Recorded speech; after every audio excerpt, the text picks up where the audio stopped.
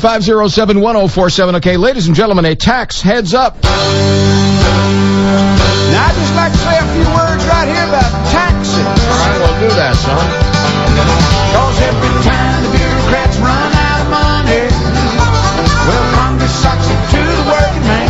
Sing the song. And I don't think it's one bit funny when they take so much of my money and do things with it I don't understand. I don't know why they feel they've got to squeeze us. But I'll tell you just exactly where I stand. I believe that 10% is good enough for Jesus. Well, it ought to be enough for Uncle Sam. Yeah, well, you can forget that. You know, your only salvation from this, ladies and gentlemen, is going to be electing Republicans in November, because I cannot impress upon you more strongly how much this is going to hurt this country. 6 months to go until the largest tax hikes, plural, in history. Now, let's take a look at this, okay? Here comes the first wave of Obama tax increases. In 2001 and 2003, the Republican Congress enacted several tax cuts for investors, small business owners, and families, which unleashed the economy. No matter what the media told you, for 3 years the media was telling you, a recession is coming, a recession is coming. They were telling you that because the economy was booming and they were rooting for a recession. But there was no recession. And unemployment was 4.3%. Personal income tax rates on January 1st of next year will rise. The top income tax rate will rise from 35 to 39.6%. This is going to be a huge tax increase on the producers and small businesses. The money that's going to go to the government from this is the money that might have gone for your next job. Now, let's take a look at this. The 10% bracket will go to 15%. Now, how that does not affect people making under $250,000 a year, I don't know. The 25% tax bracket goes to 28. The 28 to 31, the 33 to 36, the 35 to 39.6. There's going to be higher taxes on marriage and family. The marriage penalty will return from the first dollar of income. The child tax credit will be cut in half from $1,000 to $500 per child. The standard deduction will no longer be doubled for married couples relative to the single level, and dependent care and adoption tax credits will also be cut. And the death tax comes back. This year there is zero death tax. For those dying after January 1st, there's a 55% top death tax rate on estates over $1 million. Dr. Kevorkian's going to have a busy New Year's Eve. Higher tax rates on savers and investors. The capital gains tax will go from 15% to 20% in 2011. Worse, the dividends tax will go from 15% to 39.6%. Do you have any idea what that does to investment? These people are a wrecking crew. Second wave, Obamacare. There's over 20 new or higher taxes in Obamacare. Several will go first into effect on January 1st, and they include the medicine cabinet tax. Thanks to Obamacare, Americans will no longer be able to use health savings accounts, HSAs, flexible spending account, FSA, or health reimbursement, HRA, for pre-tax dollars to purchase non-prescription over-the-counter medications except insulin. The special needs kids tax. This provision of Obamacare imposes a cap on flexible spending accounts of $2,500. Currently, there is no cap. Now, there is one group of FSA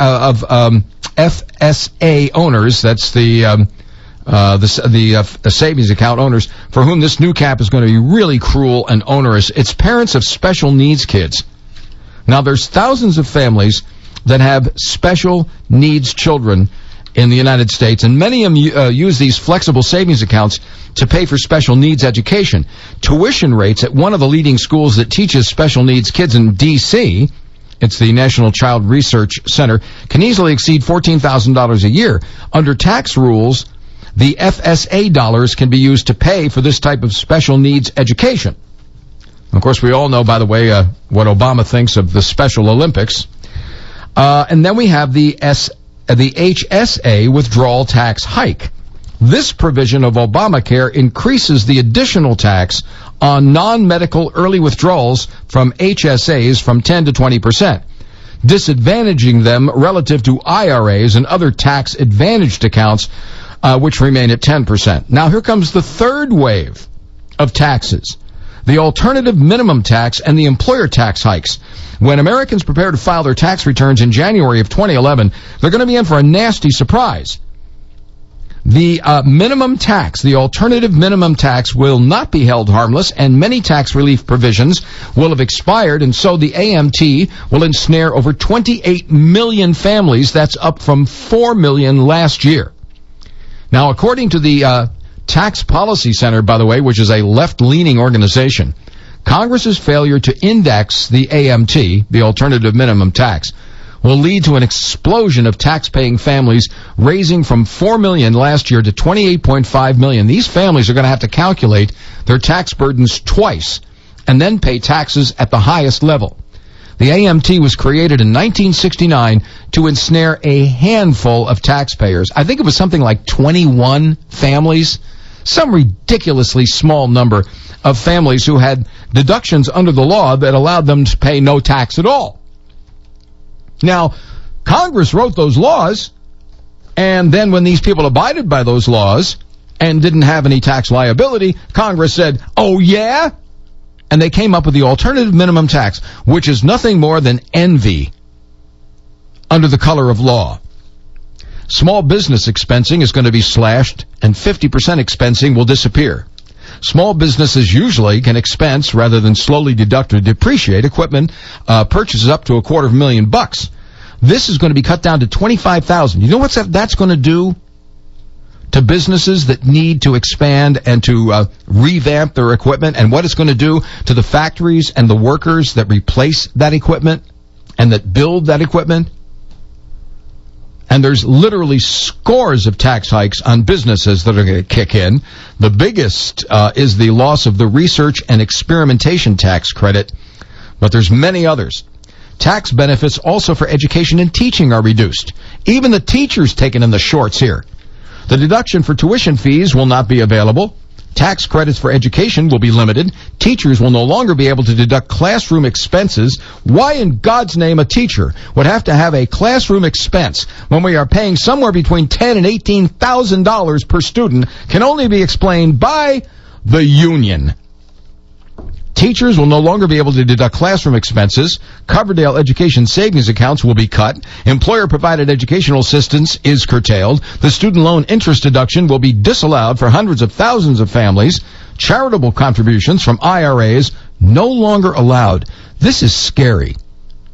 This is really scary because charities do a lot of great work. Government puts itself in competition with charities by stealing your money and then handing it out to the people that they think will return votes to the right people, as opposed to a charity where you give to the charity freely because you want to help people. Under the current law, a person with an IRA can contribute up to $100,000 a year directly to a charity from their IRA. This contribution also is counted toward an annual required minimum distribution. Well, that will no longer be true. So that's right, we're going to put the boot heel on charitable donations as well. There isn't one thing in this list of taxes that is going to help America. It's not going to pay off the deficit. Tax increases never pay off the deficit because they always result in less revenue coming into the country, the government coffers. How many times do we have to raise the marginal tax rates and watch revenue to the government drop? And how many times do we have to lower the marginal tax rates and watch revenue to the government go up before somebody figures out that John Maynard Keynes was wrong? Until somebody figures out that there's a cause and effect relationship going on here. They're going to kill this economy. Everything that I just read to you is an economy and a jobs killer. It is exactly the opposite of what we should be doing right now. I want you to picture something. I want you to close your eyes, unless you're driving, and picture something. I want you to picture Lady Liberty lying flat on her back with a pillow over her face and Comrade Obama with a maniacal grimace pushing that pillow down into her face as hard as he can, because that's exactly what he's doing. I believe in 10%.